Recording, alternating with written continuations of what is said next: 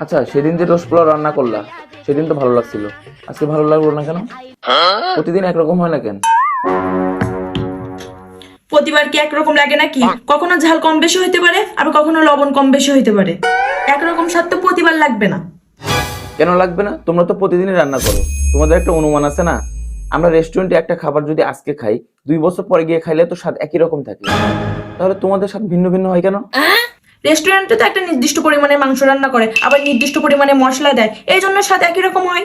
আর আমরা তো বাসায় রান্না করলে মাংস কম বেশি রান্না করতে হয়, নির্দিষ্ট পরিমাণ মশলা দিতে পারি না, এই জন্য স্বাদ কম বেশি হয়। আরে বাদ দাও তো, আমি যদি 1-2 বার রান্না করতাম তাহলে আমি এমনি অনুমান বুঝতে পারতাম। একটা ডিম ভেজে খাওয়ার যার ক্ষমতা নেই, সে আসছে আবার লিকসার দিতে।